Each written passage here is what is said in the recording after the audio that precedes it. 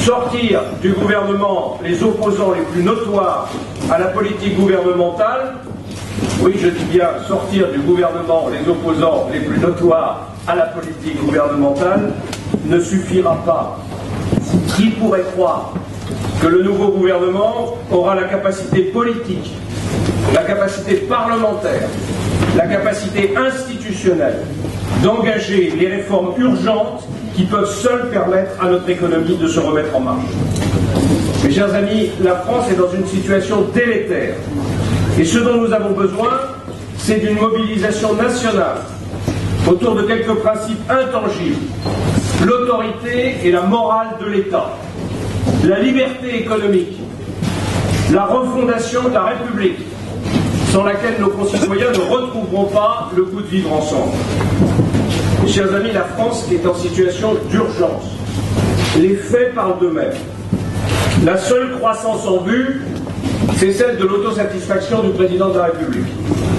L'économie est en panne, les déficits s'envolent, le chômage atteint des records historiques, les investissements s'effondrent, les mises en chantier de logements n'ont jamais été aussi faibles, l'hémorragie des capitaux et des talents ne faiblit pas, mais François Hollande est confiant.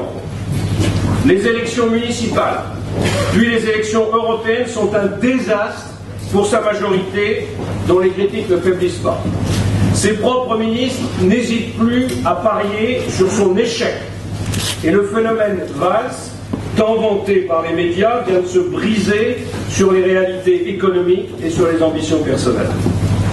François Hollande est directement responsable de cette situation. D'une situation qui entraîne la France dans une chute durable. Il a tenté de louvoyer entre une gauche irresponsable, qui veut ajouter toujours plus de dépenses publiques, et une tendance à la passivité qui lui semble naturelle. Mes chers amis, tandis que notre pays s'enfonce dans les marais de la stagnation et du chauvinisme politique, ailleurs d'autres États redémarrent. Partout en France, des hommes et des femmes se démènent courageusement. Mais pour quel résultat? Pour quel but?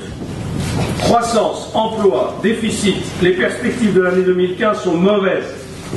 Et tout indique que nous entrons dans un cycle de lente paupérisation qui est pleine de dangers pour notre pays. Les ressorts du modèle français sont rouillés depuis longtemps. Mais la gauche est coupable d'avoir accentué le mal en aggravant nos handicaps. Encore plus d'impôts, encore plus de réglementation et toujours pas de réforme décisive. Depuis mai 2012, 27 mois ont passé. 27 mois gâchant les chances de la reprise. 27 mois pour rien. Jamais sous la Ve République, un président et sa majorité n'auront été aussi rapidement sanctionnés pour leurs résultats et si brutalement désavoués par l'opinion. À tel point que désormais la dissolution de l'Assemblée nationale devient plausible. Le retour au peuple est toujours une solution pour résoudre les crises politiques. Et ce n'est pas nous les gaullistes qui diront le contraire. Le retour au peuple, oui, mais la cohabitation, non. La France a besoin de changements profonds et rapides.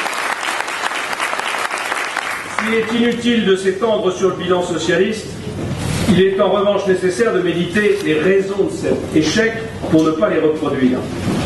Pourquoi cet échec?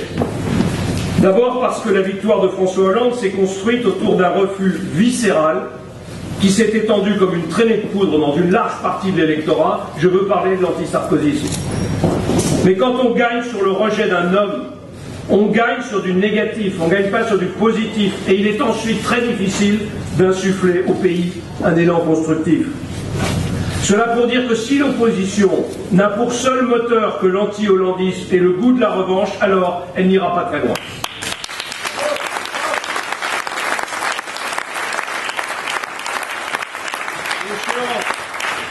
L'échéance de 2017 ne doit pas se résumer à un duel de personnes, elle doit se nouer autour d'un véritable choix programmatique.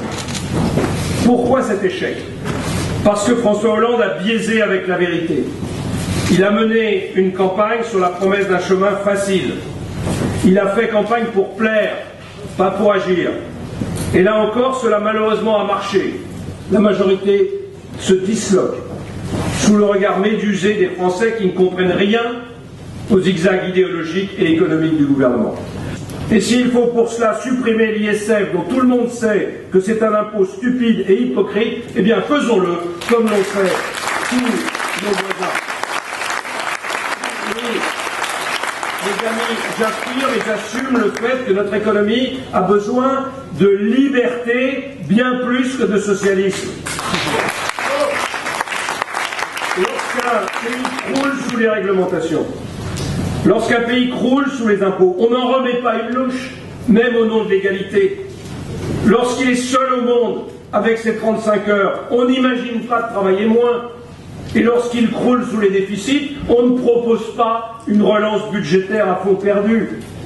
Après 33 ans d'augmentation continue des politiques d'aide sociale, d'augmentation des impôts et des déficits, après 33 ans de surréglementation et d'excès de protection, après 33 ans de précaution et de recherche du risque zéro, la France a juste besoin d'un tout petit peu de liberté.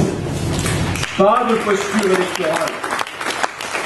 Pas de posture électorale sur l'égalité ou la justice sociale, qui sont bien souvent, pour ceux qui s'en caractérisent, seulement des slogans sans contenu. Avec Alain Juppé et Jean-Pierre Raffarin, nous assumons depuis 4 mois une mission de remise en ordre de l'UMP. L'audit que nous avions commandé a confirmé la gravité de la situation. Des mesures financières et organisationnelles ont été prises, la justice a été saisie. Il faut solder le passé. Il faut tenir notre unité malgré les blessures et malgré les hauts de cœur. Et il faut repartir de l'avant. Les classes populaires et les classes moyennes sont les premières à sentir le danger de l'immobilisme. Pour elle, qu'est devenue la promesse républicaine? La promesse de pouvoir grimper les échelons sociaux par le mérite, la promesse de pouvoir éduquer ses enfants dans une société où le savoir et l'autorité sont respectés, la promesse de pouvoir léguer son patrimoine, la promesse de pouvoir circuler dans son quartier sans raser les murs. On prétend que nos concitoyens sont conservateurs. En réalité, nos concitoyens sont à la limite de la révolte. Et tout l'enjeu consiste à orienter cette colère dans le bon sens. J'ai rencontré depuis des mois des milliers de Français. J'en suis sûr. Ils sont prêts à prendre des risques. Ils sont prêts à se rallier à un projet efficace, fort et juste, porté par des responsables politiques intègres et décidés.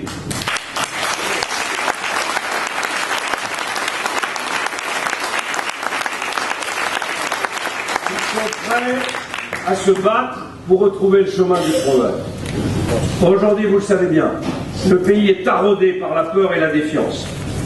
La délinquance gangrène des quartiers entiers, les échecs de l'intégration exacerbent les tensions entre les citoyens. Dans nos propres rues, le fondamentalisme et le djihad trouvent des adeptes. Ceux qui ne voient pas que la République est en train de se fissurer de l'intérieur sont aveugles ou naïfs. Il y a un besoin d'autorité, il y a un besoin d'unité, sécurité, justice, immigration, civisme, laïcité. Sur tous ces sujets, nous avons besoin d'un discours ferme et d'une réponse forte. Or, justement, sur tous ces sujets, François Hollande est aux abonnés absents. Pire, il met de l'huile sur le feu en ressuscitant le projet de vote des étrangers et celui de la réforme des modes de scrutin avec la proportionnelle en point de mire. Le but électoral, mes amis, est limpide. Il s'agit de sauver la gauche en dispersant le corps électoral et en relançant l'extrême droite. Eh bien, nous devons ensemble dénoncer cette manœuvre irresponsable et dénoncer surtout cette vision d'une France mosaïque, d'une France qui n'a plus cette colonne vertébrale qui, au cours des siècles, a fait sa grandeur et sa puissance.